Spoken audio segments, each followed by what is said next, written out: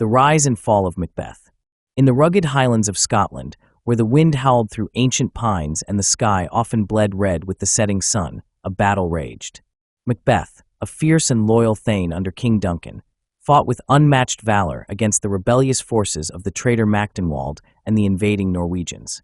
At his side was Banquo, his trusted friend and fellow general, whose sword struck with equal precision. The air was thick with the cries of the dying and the clash of steel, but by the day's end, Macbeth's blade had carved a path to victory. Word of his heroism spread swiftly, reaching the ears of Duncan himself, who declared Macbeth the new Thane of Cawdor after the previous titleholder was executed for treason. As the battle's dust settled, Macbeth and Banquo rode across a desolate heath, their armor stained with blood. The sky above churned with storm clouds, and an eerie stillness hung over the land. From the mist emerged three strange figures, haggard women with hollow eyes and tattered robes, their voices a chilling chorus. "All hail Macbeth, Thane of Glamis," the first croaked. "All hail Macbeth, Thane of Cawdor," rasped the second. The third stepped closer, her gaze piercing. "All hail Macbeth, that shalt be king hereafter." Banquo, intrigued, demanded his own prophecy. The witches turned to him with cryptic smiles. "Thou shalt get kings, though thou be none," they chanted before vanishing into the fog as swiftly as they had appeared. Macbeth stood frozen, his mind racing. King.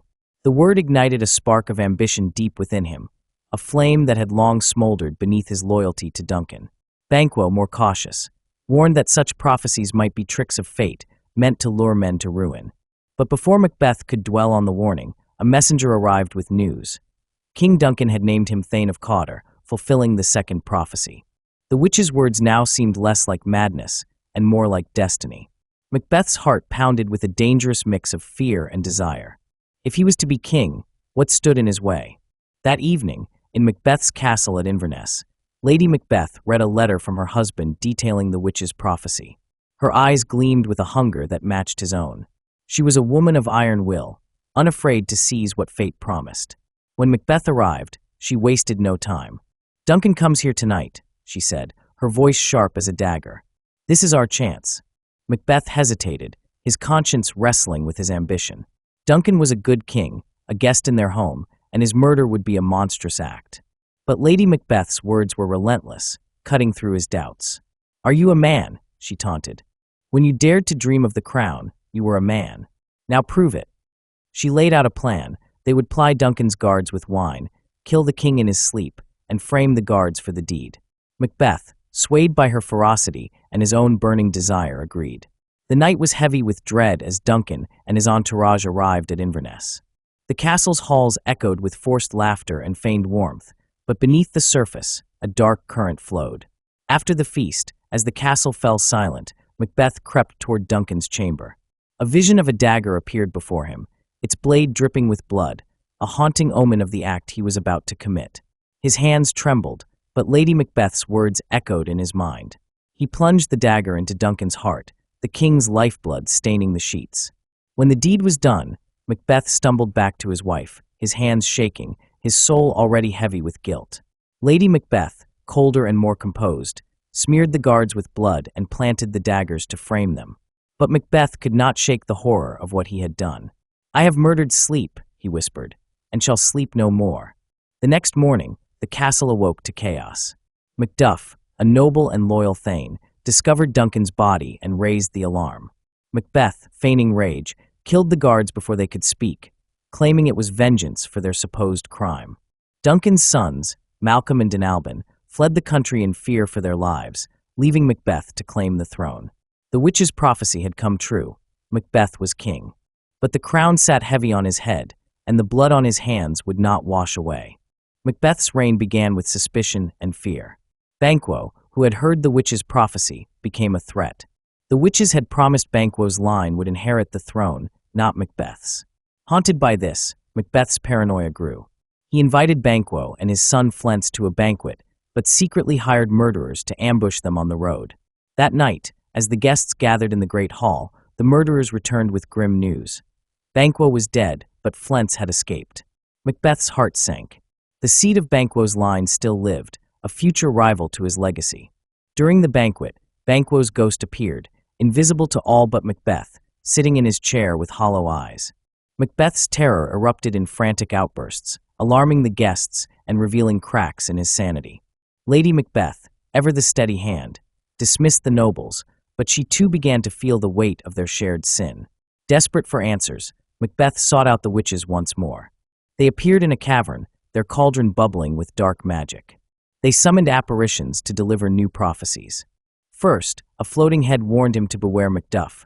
Second, a bloody child assured him that none of woman born shall harm Macbeth.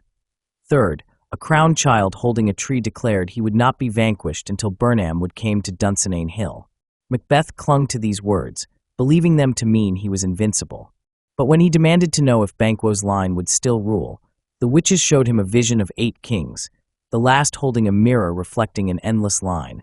All descended from Banquo. Enraged, Macbeth ordered Macduff's castle seized, but Macduff had already fled to England to join Malcolm. In his absence, Macbeth's men slaughtered Macduff's wife, children, and entire household, a brutal act that sealed Macbeth's descent into tyranny. Meanwhile, Lady Macbeth's steely resolve began to crumble. The blood she had once dismissed as easily washed away now stained her mind. She walked the castle at night, wringing her hands and muttering about the murders. "Out damned spot!" she cried, scrubbing at invisible stains. Her guilt consumed her, and her once sharp mind frayed into madness. Macbeth, too, was unraveling, but he buried his fear in violence, ruling through terror as Scotland groaned under his tyranny. The nobles whispered of rebellion, and in England, Macduff and Malcolm rallied an army to overthrow the usurper. News reached Macbeth that an army was marching toward Dunsinane, led by Malcolm and supported by the English. Macbeth fortified his castle, clinging to the witches' assurances. Burnham would coming to Dunsinane? Impossible. None of woman born could harm him. Yet his confidence wavered when a servant reported that Lady Macbeth had taken her own life, unable to bear the guilt any longer. Macbeth was struck with a hollow grief. "She should have died hereafter," he muttered, his world crumbling. Life, he realized, was a tale told by an idiot, full of sound and fury, signifying nothing. As the enemy approached, Malcolm devised a plan. His soldiers would cut branches from Burnham Wood to disguise their numbers, fulfilling the witch's prophecy in a way Macbeth had not foreseen. When Macbeth saw the wood moving toward Dunsinane, his heart sank. The prophecy had betrayed him. Still, he resolved to fight, driven by a desperate defiance. On the battlefield, he cut down foes with the ferocity of a cornered beast, until he faced Macduff. Macbeth boasted of the prophecy, claiming no man born of a woman could kill him. Macduff's reply was a chilling blow. "I was from my mother's womb untimely ripped, born by cesarean, not through natural birth." Macbeth's bravado shattered, but he fought on, knowing his end was near. Macduff struck the fatal blow, severing Macbeth's head and ending his tyrannical reign. In the aftermath, Malcolm was crowned king at Scone, restoring order to Scotland. The witches' prophecies had come full circle. Banquo's line would indeed rule through Flents, while Macbeth's ambition had led only to ruin. The castle at Dunsinane stood silent, its halls stained with the echoes of blood and betrayal, a grim monument to the dangers of unchecked desire.